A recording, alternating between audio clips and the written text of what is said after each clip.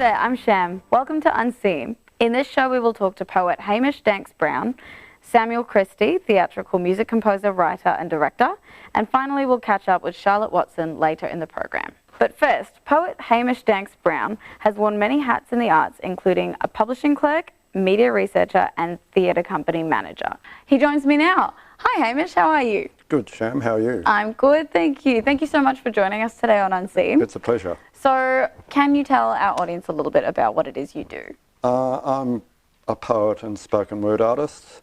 I help organise events and gigs in and around Melbourne, and I'm also on the Melbourne Poets Committee helping with their program of events and their chapbook publishing program and the international poetry competition they do each year.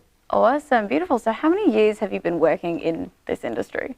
Rough estimate. I've been involved in poetry and spoken word now for 15 years since I became involved in a group on the Sunshine Coast of Queensland. Mm-hmm. I was caring for my parents at the time, but that gave me an outlet while I was under the burden of that responsibility. And at the same time I was exploring what was going on social media. So when my situation as a carer finished in 2015, I decided to go travelling and have a look at what was going on around the world while I was travelling. So I went and joined in various events and festivals across America, Canada, England, France, Turkey and Singapore. Wow. Over about 8 months, and met lots of performers, poets, saw all sorts of productions and events, and really got a sense of just how much it has grown in the last decade or so, particularly with the social media and all the new platforms that have become available. Yeah, definitely. It has changed so much, hasn't it? Mm. So when you first got started in the world of, well, theatre, spoken word, where was it? Where did you get your first foot in the door? I got my appreciation of theatre and performance at home and also at school.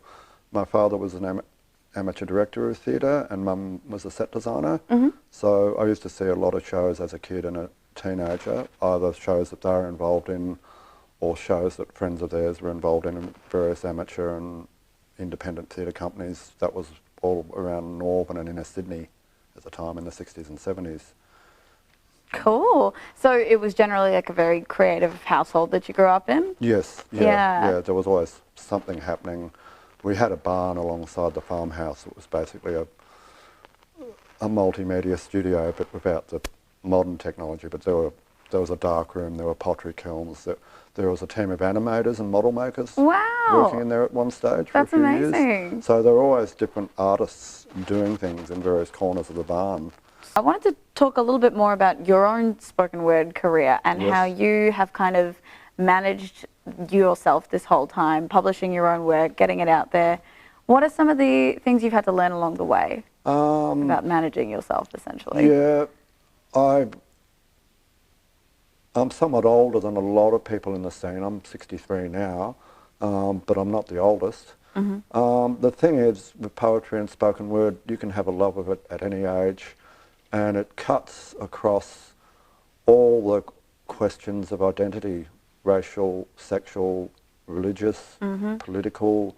There are viewpoints in poetic terms and in spoken word delivery that raise all the issues of our age, whether it's the pandemic, whether it's racism, whether it's bullying at school, whether it's sexual identity, and also other, personal explorations of faith and how you deal with life. And poetry and spoken word, both the written form and the performance form, in times like these, when mental health is a big issue, when domestic violence and people not coping with what's going on in the world is an enormous issue everywhere, poetry and spoken word is, I think, one of the most direct ways where people can actually not just reach out to the audience, but also reach within themselves. 100%. It is such a cathartic and I think necessary experience. Yeah. And, the way that we deal with things as artists is, to reach in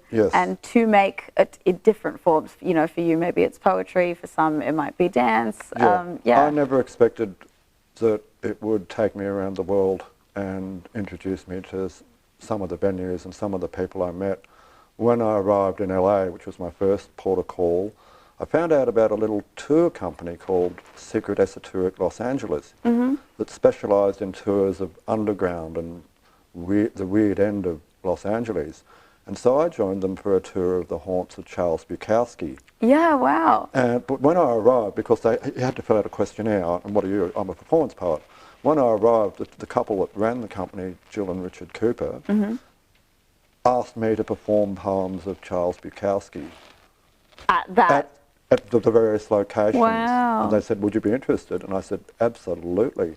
Yeah. So we went to one of his favourite bars, we went to one of his flats, cheap rundown flats that he lived in, but the ultimate venue that we went to was this glorious mosaic domed room in the centre of the LA Central Library on Bunker Hill, and they handed me the poem. And the story was, in 1986, half of the LA Central Library was destroyed in a terrible fire. They lost hundreds of thousands of books. And Bukowski used to hang out in the reading room of the library, and to help raise money for its restoration, he wrote this magnificent piece called The Burning of the Dream. And here I was in that very room, totally restored, reading that. People coming in and out, not just the tour party, but because it was like reading in the central dome of the State Library. And I was looking up at this magnificent globe-shaped chandelier over my head. And I'd only been travelling for 6 days. Yeah. And it was like, wow, I'm actually just starting one hell of a journey. Yes. Yeah, just by being here doing this. And that's how the rest of the trip became. Yeah. I performed in Emily Dickinson's house in Amherst, Massachusetts. Amazing. I performed in underground cellars 3 floors below the streets of Paris. I ended up performing in a 10,000-seat Greek arena on a mountainside in Turkey, not as a gig, but because it was at the back of the mountain behind the ruined city, and you had to go through a stone tunnel to get to it. And I came out at the very back, and it was like that, cut into the slope. And I stumbled all the way down because it was really, really steep to the stage, or the ruins of the stage, and turned and faced the arena, 10,000 stone seats. And I tested it, and the acoustics were perfect. Yeah, so as they would be. Amazing. I had that arena all to myself. It was a midwinter day and the wind was howling, but they built this 2,500 years ago, and no mics, no amps. You could be heard speaking on stage all the way to up the mountainside. Yeah. And it was when you have experiences like that, you realise you don't forget them. Just how powerful poetry has been, and reciting words has been for thousands of years. Yeah, 100%. Well, I think that's a great note to end on. So thank you so much for coming in today and sharing your experiences with us, Hamish. It's been a pleasure. Yep, thank you very much, Thank Sam. you. Pleasure to meet you.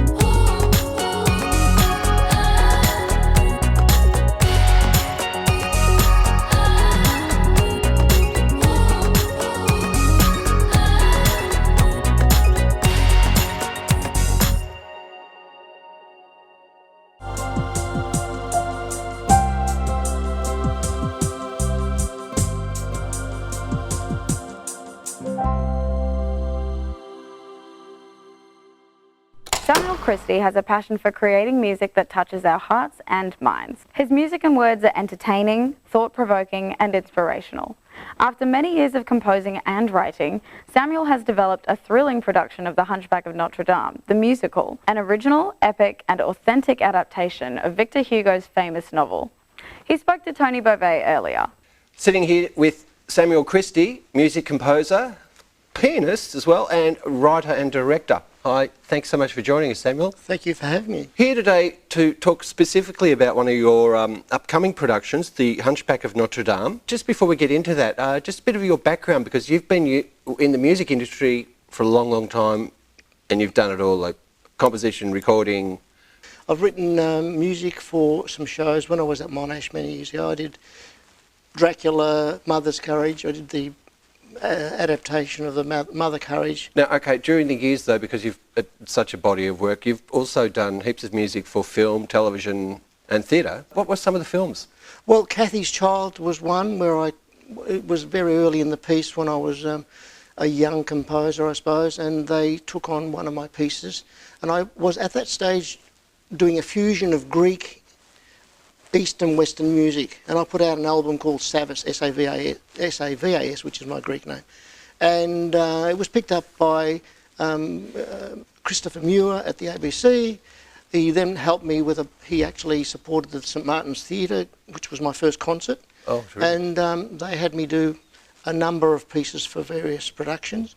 I was then picked up for the Greek shows. There was Greek Affair, Grecian Scene and all those, and I was with my long hair and my bell bottoms. And what I tried to do, and why it took so long to create this work, is that I wanted every song to be a dedication, an anthem, in honour of whatever the statement was going to be. It wasn't simply a throwaway, let's throw a song in that people can just jump around. It's entertainment, it is what I call motivational inspiration, uplifting to the soul. It's not just for your ears, it's totally engaging. And well, you've taken a unique approach to the treatment. Yes. From the original story. Yes, and that's the other thing. I've tried to keep it as authentic, warts and all. Yeah. I haven't changed the roles of the characters to somehow be politically correct. The archdeacon, the evil, lustful archdeacon. Why don't we change him to another character? It's not politically correct. No, that's the way Victor Hugo presented it. Yep. I wanted to honour his work. Because there's also, in some of the characters, you've obviously got Quasimodo and you've got Esmeralda. Yes. But I've noticed that there's one who you need, a vagabond, and he's part of the Brethren. Yes, yes, the Brethren of the Brotherhood of Thieves, Gypsies and Neanderthals, as I call them. Yep. Yes, well, every character plays a deeper role. It's not the surface role. You know, when we watch theatre, we can engage with our eyes. I wanted it to be spectacular. But there's three ingredients of a successful musical: spectacle, heart, and meaning. And I spent as much time on the words and the lyrics as I have on the music. I wanted the music to be uplifting and just to smash you against the wall. But I wanted the words also to pierce your heart and your soul so that you came out of that theatre a different person. If this production can change your attitude, give you hope, inspire you to be a better person, to do something with your life, that's what it's all been about. That's right, and that's a great thing that does happen from live performances, not just in musical theatre. But sometimes, I've been to the Regent Theatre to see an artist sing. I can't remember the name, but it's inspiring. Yes. Yes. But it can transform the energy, especially in the room, and also the outlook of people prior to walking into seeing that production. Yep. You can instill, a new thought, a new perspective. Yeah. I studied literature at Monash, so I wanted it to be, in a sense, poetic, but not over the top Shakespearean poetry. But for instance, phrases like when Esmeralda is reticent about getting involved with Captain Phoebus, she says, I must climb the mountain of my superstition, swim the ocean of my inhibition. So it's funny because I have a young daughter who's in music. Oh, Dad, you can't be too poetic. I said, no one's giving me the rules here. This is the way I see it, and this is the. So I've fused this dramatic element of poetry, metaphors, and symbolism, and I've twisted them. Yeah. I've twisted it around so that sometimes you get struck by the words. A great sadness rules when the world's run by fools. Right. Now, speaking of that, industry people, because Yes. you have bounced off the treatment and the concept of the project. Yes. You've got some pretty good feedback though. I've been truly heartened, Tony. Probably the most heartening endorsement I have is from Mr. Peter Casey, musical director. Peter Casey AM. He has been the musical director, conductor of Phantom of the Opera, The King and I, Wicked, all these big shows. He's worked for Cameron McIntosh, for John Frost, and he's come back with this explanation that he says he's a true believer in my musical. He says it's got substance and potential. He says it's got magnificent melodies, soaring orchestrations. I mean, I was just dumbfounded. Wow. I was knocked over. That's Especially nice. for the last year I've been sending it out, and you're lucky to get a response. And then but he gave me a lot of hope, and he's given me the inspiration to just hang in there.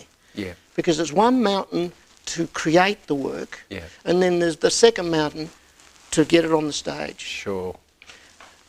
Lyndon Terracini, artistic director, opera, Australia Opera. Yeah. It was so impressed he sent it to John Frost. I've had a number. Christopher Green of the Dainty Corporation thought it was a masterpiece. But look, I shouldn't rave. It's not a masterpiece until it's on stage. Correct. The people have to agree to it. If they like it, then it becomes what it should be. I sent it off to Shane Jacobson's management, and Shane himself, apparently through his management, loved it so much he wants to be in it. Great. Well, thank you, Samuel, for coming in. I really appreciate your time, and also it's lovely to talk about musical theatre. It's been a while for me, so thanks so much, Samuel. All Good the on you. best. Thank you very much.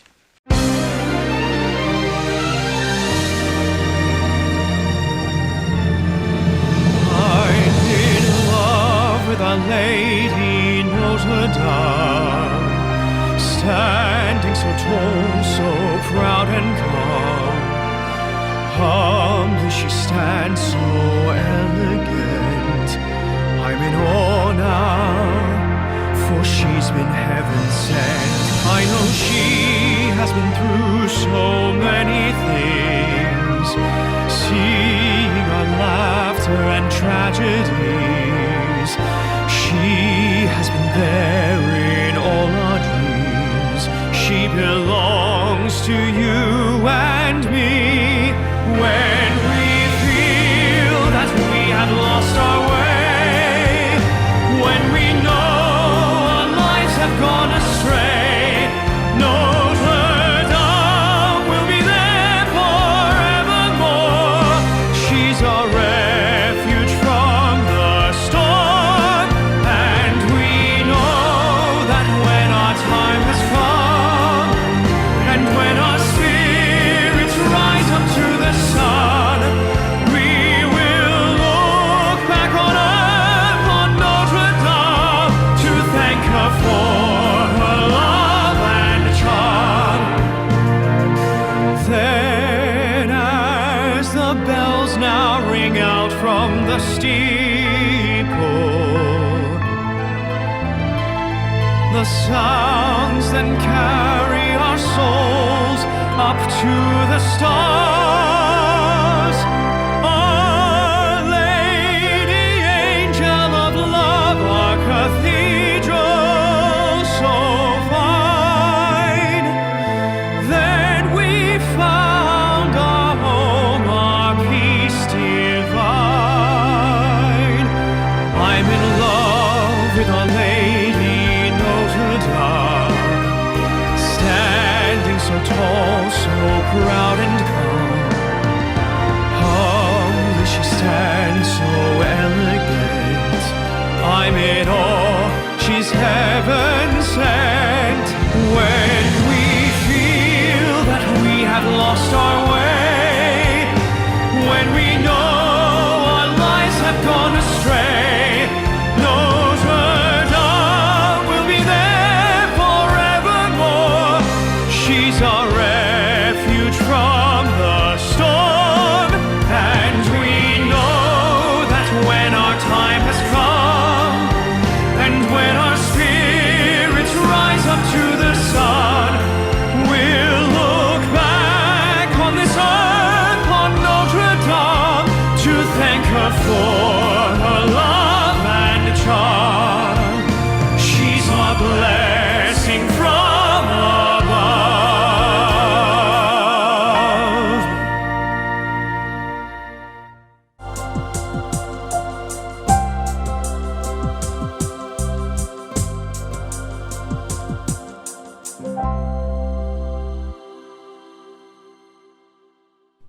Hey Charlotte, how are you? I'm good, thanks, Sham. How are you? I am good. So I was just thinking today it would be great to start chatting about things like creating your own content, because as we know, the environment of 2020 it's not really going away anytime soon. And although we have a lot of venues and stuff opening up, a lot of actors are still very much, I won't say out of work. They're just taking an enforced sabbatical. And so, as a result, while a lot of us are kind of finding ourselves with lots of free time on our hands, creating your own content is a great way to stay active, on top of your game, and still kind of keep that creative muscle engaged, right? Have you ever made any content of your own? Is that something you've ever ventured into? I have actually. I mean, if we're talking separately to our shows, of course, that you and I wrote together, but in regard to COVID and in regard to access to Instagram stories, I definitely have had a bit of spare time with some cashew nuts and some sultanas that I decided to make a little bit of a story out of, and it went down pretty well. What, like a stop motion kind of thing? Yeah, I did actually. Oh my God. It was a bit of a slow day at work, I think. So. But yeah, I mean, other than that, I don't have a TikTok account, but I do see a lot of that stuff coming up on my Instagram feed, where people are creating a lot of their own content, especially after being stuck inside for so long. I think a lot of people took to it, so TikTok really blew up during the quarantine and isolation sort of side of COVID. Yeah, definitely. Yeah, some really cool creative things have come out of TikTok. Yeah. I'm not going to lie, I've been surprised. I was someone that stepped into TikTok very briefly, and I was like, I'm just going to see what this is about, because a lot of my actor friends and dancer friends had been doing the same. I had 2 weeks of a TikTok account before I said, this is not for me. But having said that, I wonder if I stepped out too soon, because a lot of actors and a lot of performers have been finding that they've actually been offered jobs through some of their TikTok accounts, which is really interesting. Lots of opportunity for digital creation.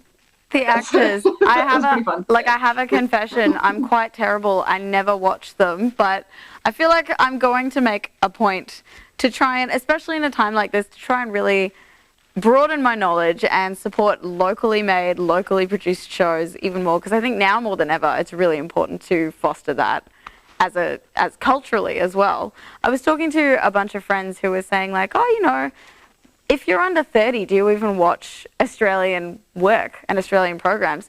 I was like, whoa, we all jump to Netflix or overseas streaming services. We aren't really a generation that tends to stay up to date with the local productions and stuff. So yeah, I'm going to make a conscious effort to try to do that a little bit more this year, I think.